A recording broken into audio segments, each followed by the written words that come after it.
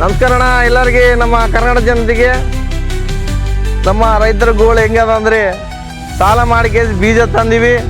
ಬೀಜ ತಂದು ಎಲ್ಲ ಹಾಕಿದ್ವಿ. ಎಷ್ಟೆಲ್ಲ ಗ್ಯಾಪ್ ಬಂದದ ನೋಡ್ರಿ, ಎಲ್ಲ ತುಂಬ ಗ್ಯಾಪ್ ಬಂದ್ಬಿಟ್ಟದ. ಏನು ಮಾಡ್ಬೇಕು ಏನು ಹೇಳ್ರಿ, ಎಲ್ಲ ಭಾಳಷ್ಟು ನಮ್ದು ಏನಾಗ್ಬಿಟ್ಟಂದ್ರೆ ಅಣ್ಣ, ನಮ್ದು ಆಗ್ಬಿಟ್ಟಂದ್ರೆ ಜೀವನ ಈಗ ಭೂಮಿಗಳು ಕೊಡೋಣಕಂತಾರ ಕಂಪ್ನಿಗಳು ಹಾಕಾಕ.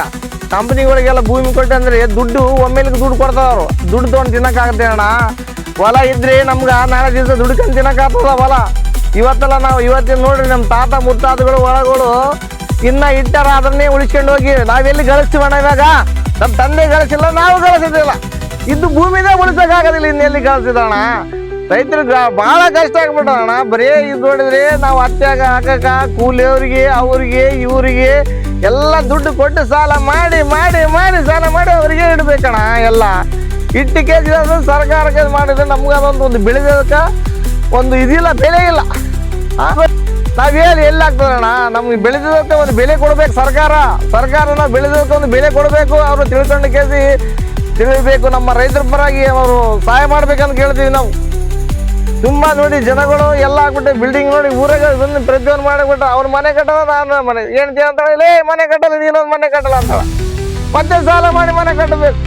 ಇದ್ದಿದ್ದು ಒಂದು 4 ಎಕರೆ ಹೊಲ್ದಾಗ 1 ಎಕರೆ ಹೊಲ ಮಾಡಿ ಕೇಸ್ ಮನೆ ಕಟ್ಟಿದಂದ್ರೆ ಎಲ್ಲಿ ಹೋಗ್ತಾಣ? ಎಲ್ಲ ನಮ್ಮ ಜೀವನ ಭಾಳ ಕಷ್ಟಕರ ಆದ ರೈತಂದು ಅಣ್ಣ. ಹೆಂಗಾದ್ರೆ ನಾವು ಈಗ ರೈತರು ಬೆಳಿತೀವಿ, ಹತ್ತಿ ಬೆಳಿತೀವಿ, ಶೇಂಗಾ ಬೆಳಿತೀವಿ, ಎಲ್ಲ ಬೆಳಿತೀವಿ. ಈಗ ಬೆಳೆದ ಮೇಲೆ ಮಾರ್ಕೆಟ್ ತೊಗೊಂಡೋಗ್ತೀವಿ ಅಣ್ಣ. ಮಾರ್ಕೆಟ್ ತೊಗೊಂಡೋದ್ಮೇಲೆ ಆ ರೇಟ್ ಅವರೇ ಫಿಕ್ಸ್ ಮಾಡ್ತಾರಣ್ಣ.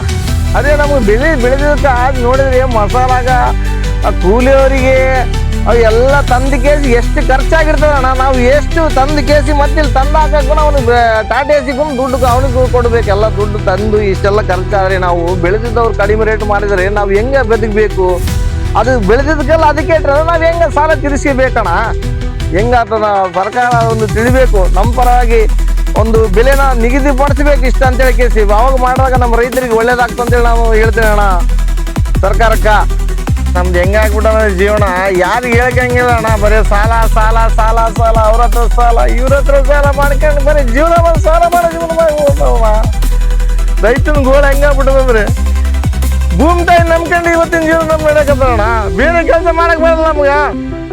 ಭೂಮಿ ಹೊಲ್ದಾಗ ಕೆಲಸ ಮಾಡಿದ್ರೆ ಅದು ಬೇರೆ ಕಡೆ ನಮ್ಗೆ ಕೆಲಸ ತಗೋದಿಲ್ಲ, ಏನಿಲ್ಲ ಅಣ್ಣ. ರೈತರದು ಭಾಳ ತುಂಬ ಕಷ್ಟ ಆಗ್ಬಿಟ್ಟದಣ್ಣ. ನಮ್ದು ಹೆಂಗಾಗ್ಬಿಟ್ಟಂದ್ರೆ ಮಳೆ ಇಲ್ಲ, ಏನಿಲ್ಲ, ಭಾಳಷ್ಟು ಹೆಂಗಾಗ್ಬಿಟ್ಟಂದ್ರೆ ಎಲ್ಲ ಈ ಭೂಮಿ ತಾಯಿ ನಂಬ್ಕೊಂಡೆ ನಾವು ಜೀವನ ಸಹಾಯಕತ್ತೀವಿ. ಎಲ್ಲ ಮಕ್ಕಳಿಗೆ ಓದಿಸ್ಬೇಕು, ಇಂಗ್ಲೀಷ್ ಮೀಡಿಯಮ್ಗೆ ಹಾಕಿದ್ರು ದುಡ್ಡು ಕಟ್ಟಿ ಇಲ್ಲಾಂದ್ರೆ ಕಿಸ್ಕೊಂಡು ಹೋಗ್ತಾರ. ಯಾರಿಗೆ ಹೇಳ್ಬೇಕು ನಮ್ಮ ಗೋಳು?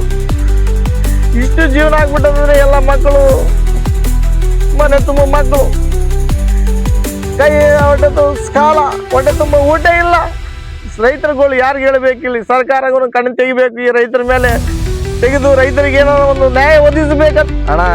ಈಗ ನೋಡು, ಕೆಲಸಗಳು ಇಲ್ಲ ಅಂತೇಳಿ ಕೇಸಿ ನಾವು ರೈತ ಕೆಲಸ ಪುಟ್ಟ ಕೇಸಿ ನಾವು ಕಂಪನಿಯಾಗ ಸೇರ್ಕೊಂಡ್ರೆ ಎಲ್ಲರೂ ನಮ್ಮ ರೈತರೆಲ್ಲ ಕಂಪನಿಗಳಿಗೆಲ್ಲ ಸೇರ್ಕೊಂಡ್ರೆ ಅಂದ್ರೆ ಏನು ತಿನ್ಬೇಕು ಒಟ್ಟಿಗೆ?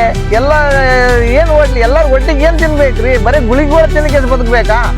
ಬರೀ ಗುಳಿಗಳು ತಿಂದ ಕೇಸಿ ಜೀವನ ಸಾಗಿಸ್ಬೇಕಾ? ಬರೀ ಗುಳಿಗಳು ತಿಂದ ಕೇಸಿ ಇರ್ಬೇಕಾ ಜೀವನ? ಏನು ಹೊಟ್ಟೆಗಂತ ಏನು ಬೇಕಲ್ಲ? ಹೊಟ್ಟೆಗೆ ಇದು ಈ ಜೀವನ ಇದು ಇದರಿಂದ ಭೂಮಿಯಿಂದ ಮಟ್ಟಿಯಿಂದ ಹುಟ್ಟಿದ್ದು, ಈ ತೊಗಲುಕ ಮಟ್ಟಿಯಿಂದ ಹುಟ್ಟಿದ್ದು. ಇದು ಹುಟ್ಟಿದಾಗ ನಾವು ಅದನ್ನ ಮಟ್ಟಿಗೆ ಏನೋ ಮಟ್ಟಿಯಿಂದ ಬೆಳೆದಿದ್ದು ನಾವು ತಿಂದರೆ ಮಾತ್ರ ನಾವು ಇದಿರ್ತದ. ಹಂಗಾಗಿ ನಾವು ಏನಂದ್ರೆ ರೈತರಿಗೂ ಎಲ್ಲ ನಾವು ಕಂಪನಿಗೆ ಸೇರ್ಬಿಟ್ರೆ ಯಾರು ಬೆಳಿತಾರೆ, ಯಾರಿಲ್ಲ, ಯಾರು ಕೊಡ್ತಾರೆ ಹೊಟ್ಟೆ ತಿನ್ನಕ್ಕೆ ಹೇಳ್ರಿ? ಬರೀ ಗುಳಿಗಳು ತಿಂದೇ ಬದುಕಬೇಕಂತ ನೋಡ್ರಿ.